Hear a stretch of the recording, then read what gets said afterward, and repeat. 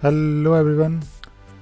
So today let us talk about owning your own files, and I think I have been talking about it for many years. But today I actually wanted to share something. I have been using Google Drive for many years. In fact, from the very day it was launched, I still remember. It was, I think, sometime in early 2000s, or I think it was somewhere around 2007 or 8. I'm not really sure the exact date, but I have been using Google Docs since the beginning. And if you are a Google email or Gmail user, I'm sure you're also using Google Drive. And Google Drive is actually not bad. It will solve it solves a problem because when you are looking for a way to store files, and not only storing files, I think it is also about collaborating with others. Now, when I was doing anything like planning the work, or maybe if I'm working on some idea and I want my my colleague or my friend to work along with me, uh, that is where Google Doc really was one solution. I mean, there were always different ways to collaborate. I mean, if you want to collaborate on, let us say, some uh, document, then you don't really need to use a Word document or maybe a Google Doc. You can always work on a text file, text-based format, and you can use something like maybe GitHub, for example, or Bitbucket or GitLab or any, or maybe you can self host your own repository.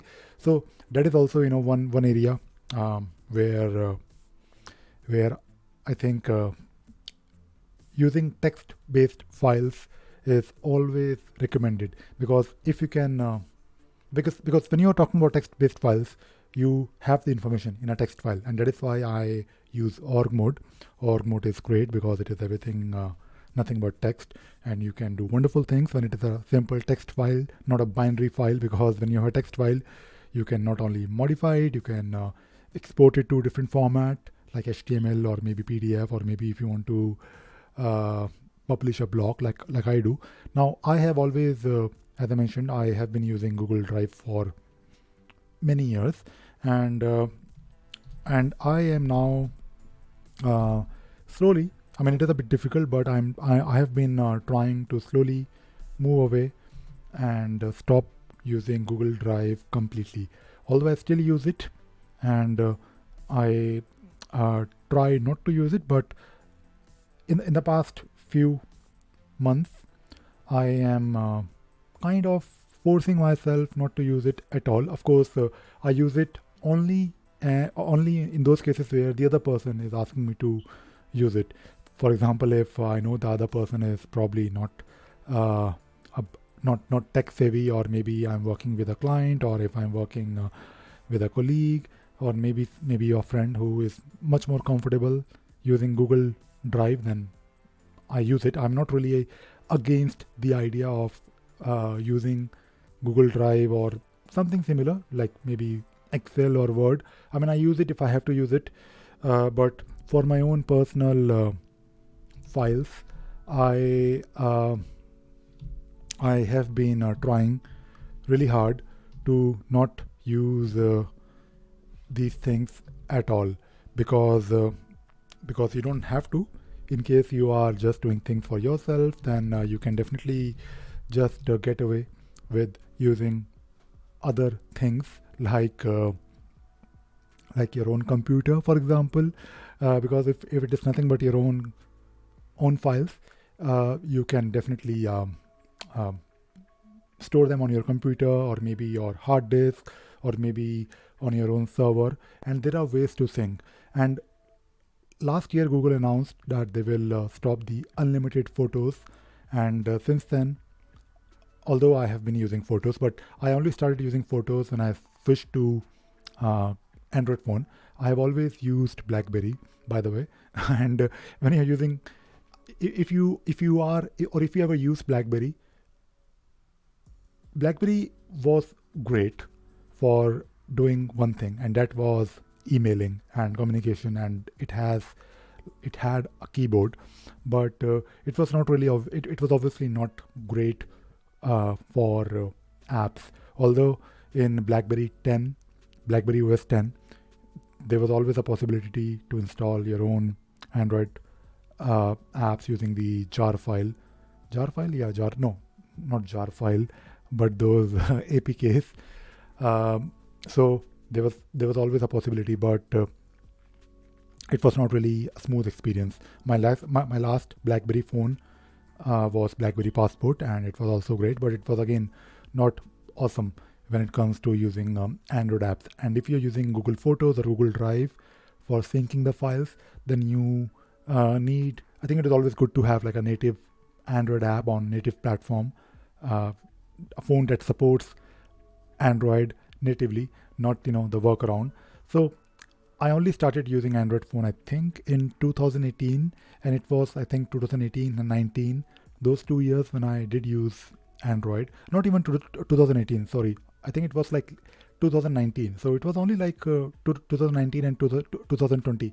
So I tried using Google Photos for a while, but of course I always had my photos on my own hard disk somewhere. I don't really have like a RAID setup or some sophisticated file storage, network file storage on my local home network.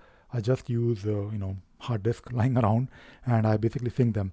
So I thought today I'll talk about how I am moving away from Google Photos as much as I can. So starting with, of course, what kind of files are we talking about? So when we talk about files, we normally have things like PDFs. So PDFs are something. So usually there are two type of PDF files. One that you will receive from someone, the other that you will generate for maybe sharing outside. And when it comes to PDFs, so basically PDFs are something that when you receive them, you can still open them. I mean, you may be using Linux or you may be using Windows. Let us not go deep into it, but PDFs are in most cases quite okay to manage. You can always open them. You don't need any paid software. So if you have to move away from PDF to your own local computer, when you download those files from, let us say, Google Photos, or not Google Photos but Google Drive, PDFs will be fine. The next type of files will be the Google Doc or Google native formats, basically mainly document or slides or maybe sheets. The good thing about these formats is that when you download when you download from your Google Drive, the most simplest thing that you can do is go to a specific folder and then click on the download, and it will create a zip for you. And when the zip is with you, that zip will have these native Google formats converted to their Microsoft equivalent. So things like document will be a docx file, slides will be, I believe, PPT, and sheets will be XLS. And you can always open them because Google will do this thing for you. And to open those files, you can use LibreOffice, which is wonderful. And by the way, I have been using, of course, LibreOffice for all my personal needs, and in fact also for communicating with other people. And I think LibreOffice is really successful. It has been successful, I believe. In the beginning, nobody knew how to open ODT files, but nowadays I think everyone will accept those files. So it is always good to see open source softwares being adopted. Sometimes I work with people where I am sometimes looking at their screen, during those screen sharing sessions, and it is really good to see that a lot of people, and I never really expected those people to have LibreOffice. They have LibreOffice on their Windows computers, and I think LibreOffice is now quite widely used. Of course, there is no comparison. You can't really expect everyone to use LibreOffice, but the good thing about Google native formats is that when you download your folder, the entire folder, it will do the conversion for you to Microsoft equivalent, and you can always open them in your LibreOffice, and it works really good in my opinion, because LibreOffice will be able to open your docx file or Excel sheets in case you want to still continue use them in future. So the next day is, of course, I'm just trying to think. So sometimes you have images. So images are fine. I mean, because you can always find plenty of softwares that will open images for you without needing any specific paid proprietary software. Then you also have, especially in my case, I also have a lot of text files because I have always tried, for some reason, good reason I think, from the early days of my usage of computers, I have always tried to keep everything in text format because it was always convenient. I mean, I have used, of course, for majority of my computer life, I have always used Linux, but whenever I had to work on Windows, I knew from the very beginning that if I save it as txt file, then I can always open it on my own computer. I can actually open it anywhere. So text files are fine because when you download your text files, Google will take care of those files for you. But apart from these formats, I think there are some formats that will and might require some specific software. But in case you have been using online Google formats for documents, slides, and sheets, don't worry about it. You will get the docx equivalent or PPT or XLS, and you can always open them in LibreOffice. So in my opinion, I think you should not worry about the format that you will lose the ability to open those files. Now, talking about basically how to download. So let me just try to write it here so that you can also I'll publish this as a blog. So for PDF files, I'll just write it very quickly. There are plenty of free softwares for Google native format. Use LibreOffice. I think this is fine. So maybe I can just make, okay, so let us try 1, 2, 3, 4. Okay. These are the most common file formats. Okay, so for images, plenty of free softwares, and for you can open them anywhere, anyways. So conclusion, do not worry about the file format. You will not lose your ability to open your files. And I'm talking about, of course, Google Docs. How to download. So I think there are a lot of ways. I mean, if you search online, you will find plenty of ways, but the most simplest and cleanest way is to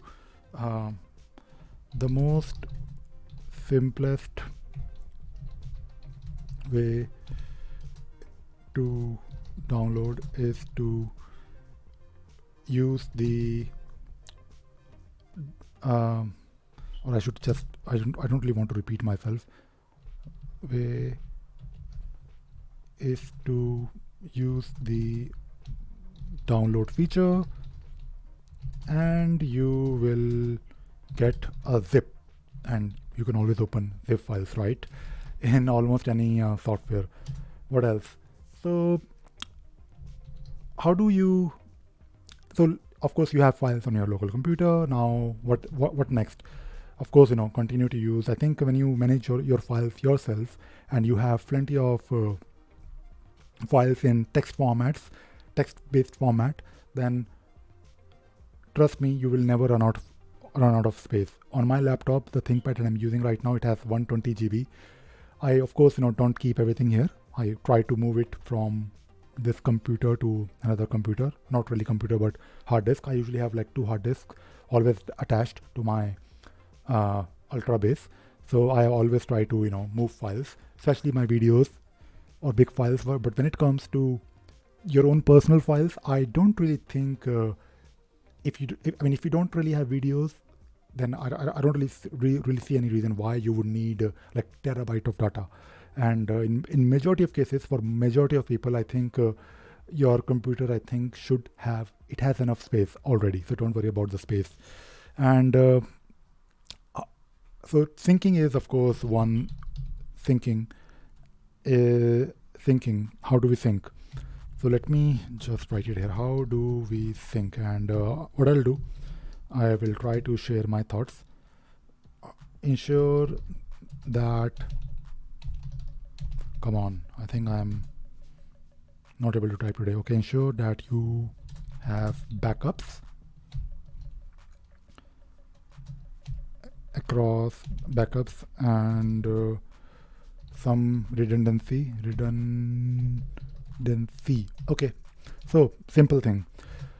Number one, and I think you should try to take control of your files. If these are your files, then try to take backups yourself manually. There is no harm in doing it. Of course, there are ways to automate it. There are ways to, of course, do it automatically for you, but make it a habit, in my opinion, to build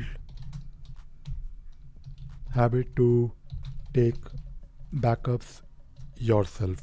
I mean, this is a very simple thing. You should do it. If you have, like, let us say, a hard disk, get it. I think always have 2 hard disks. One for, of course, the main backup. The other one is like a backup of backup. And I think in reality you should have 3. I think there is like a 3-2-1, 1-2-3 rule. But by yourself, by at least 2 external HDD. I think those external WD drives are wonderful. Usually, 1 TB or I think 2 TB. These days, I think they are not really expensive. Get 2 of them and save it yourself. And there are ways to, of course, there are ways to also make sure that you are taking backups. You can take backups automatically. So let us say if you have 2 computers. I mean, I have I think 6 computers with me, because I need 6 computers. But usually I work on 2. Oh no, I usually work on 3, like my own for just for me. And I do have one more for my daughter, and there's one more and one more. So I think I have 6. I think I need to count. But anyways, I have multiple computers. So basically, if I have 2 computers and I want my files, like my files, the files I care about, to be synced across different computers, then the best thing that you can do is, of course, you can use Dropbox or you can use Google Drive, which we are trying not to use. So I use SyncThing, which is wonderful. You need to learn how to set it up. It is extremely simple to use, and in my opinion, anyone should be able to do it install it today. You can actually also use your SyncThing app on mobile, so that when you take pictures, so of course I take a lot of pictures, and although I try to, I mean, I'm a big fan of physical connectivity. So when I have a lot of videos or pictures on my phone, I just use because I charge my phone, and when the phone is connected to my computer, I take a backup manually, because it takes 2 seconds or maybe 2 minutes or maybe 5 minutes. But doing it using SyncThing will work. It works. I have the setup always ready. But when you're doing things over Wi-Fi, it is not going to be fast. And I try to do it using a cable.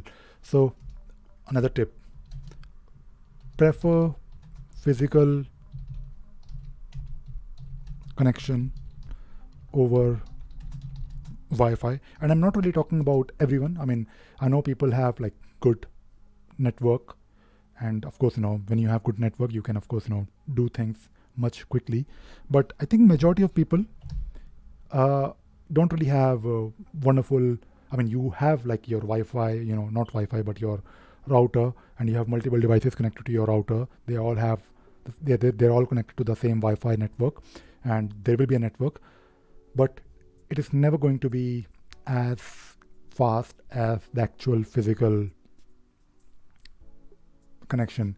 So always find ways to connect your phone to your computer, or if you have hard disk, connect them to your actual computer and take a backup. And for taking backups, as I mentioned before, for syncing files, you can use SyncThing. And I think if you don't have like massive files, SyncThing will do the job very quickly.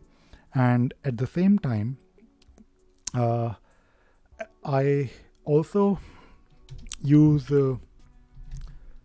rsync for taking the backup of the backup.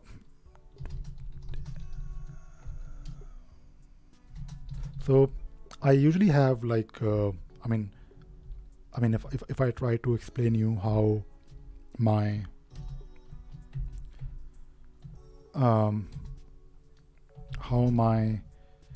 backup strategy looks like.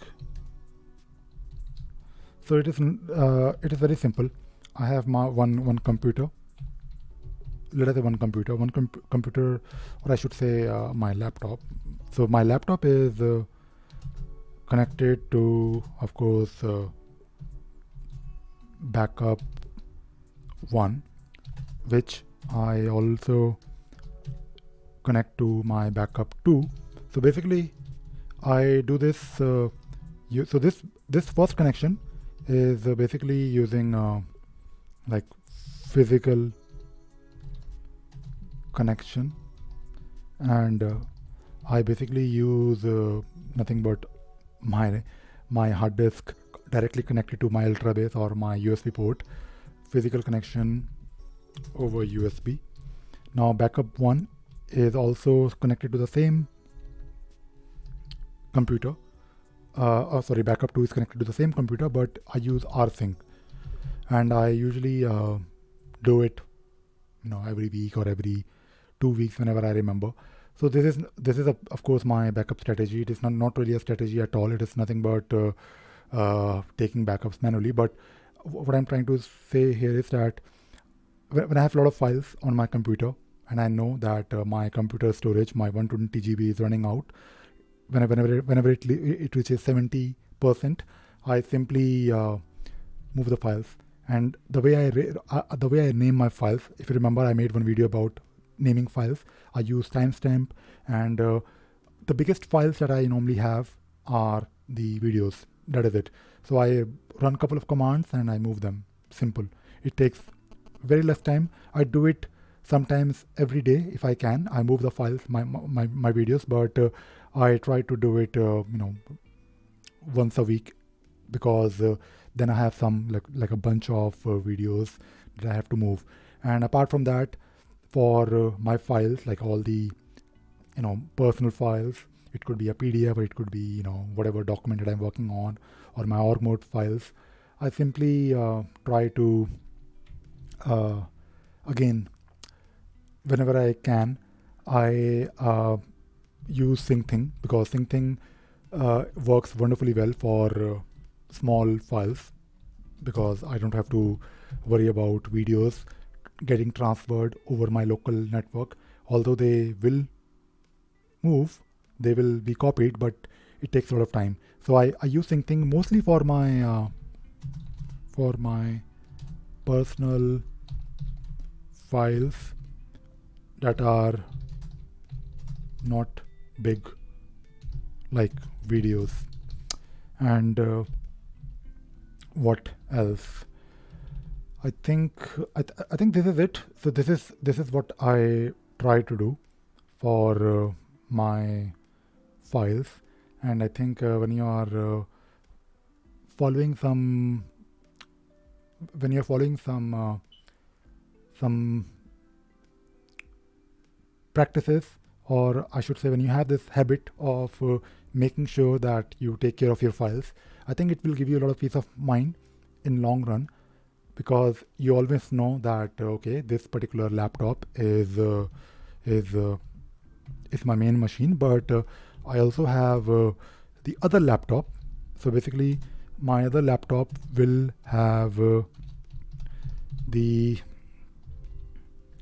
files that will be transferred over SyncThing.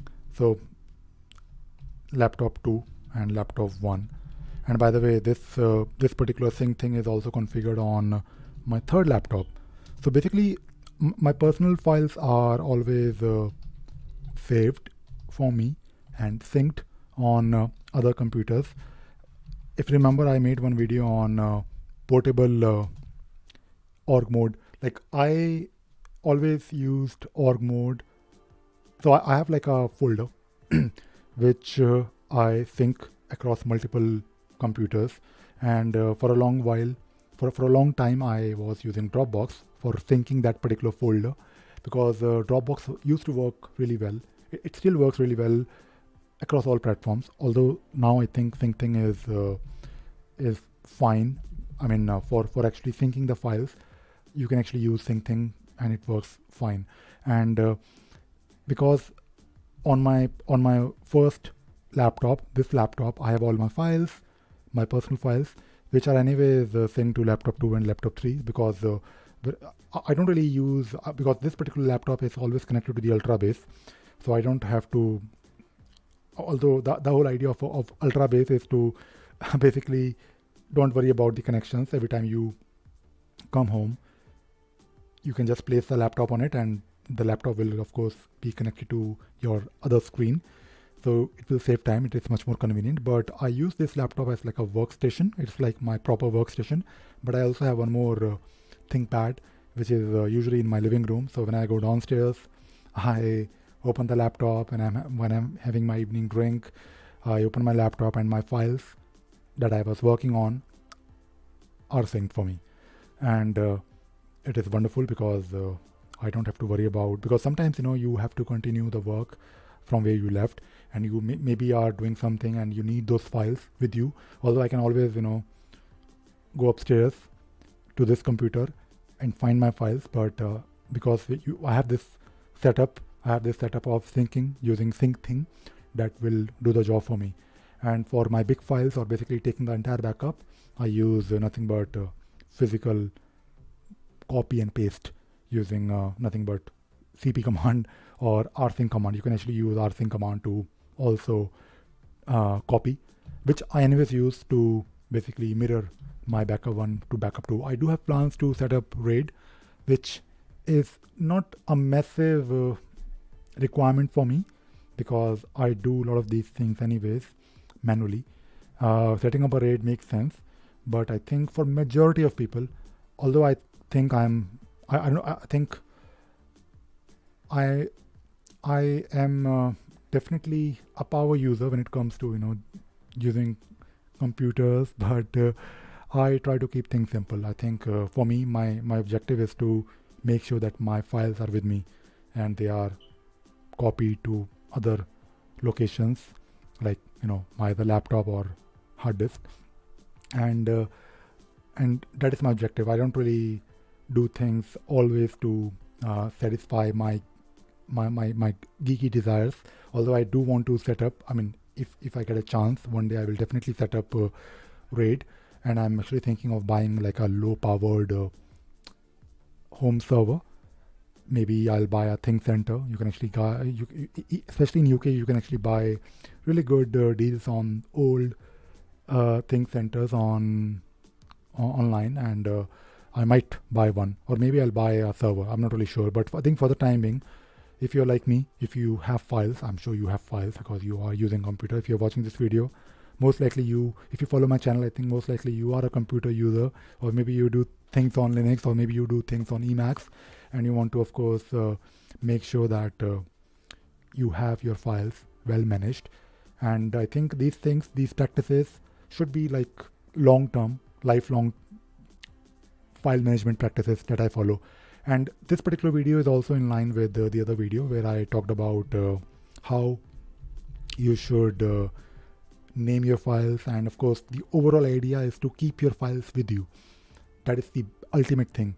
And I try to follow these practices not only for my personal files but also for my websites, because I have a website. In fact, I have a couple of websites, and I try to minimize the usage of social media. I always syndicate. So whenever I have something to share, I share it on my own website and then I share it elsewhere. And I think this whole idea of owning your content, owning your files, owning your photos is like a fundamental thing that I think we all should try to follow. I mean, of course, there are a lot of platforms that will let you collaborate, but I think they trick you to use their platform for free for a while, and then they want you to pay, or maybe you will run out of space and you anyways have to, because you're so used to using those services, which I'm not against. I think because I also use them, because they, I think, do solve a problem for a lot of people, and I think there is nothing wrong in using those services. But I think wherever possible, if you can, try to own your own files. So that is all I wanted to talk about in this video. I hope you enjoyed watching this video and you learned something new today. I will also post this on my podcast, because I think in this particular video I am not really showing you any tutorial or not really showing you anything on the actual computer, although I'm sharing my screen right now to make notes, but I will post this as a blog and also as a podcast. So have a nice day. Bye bye.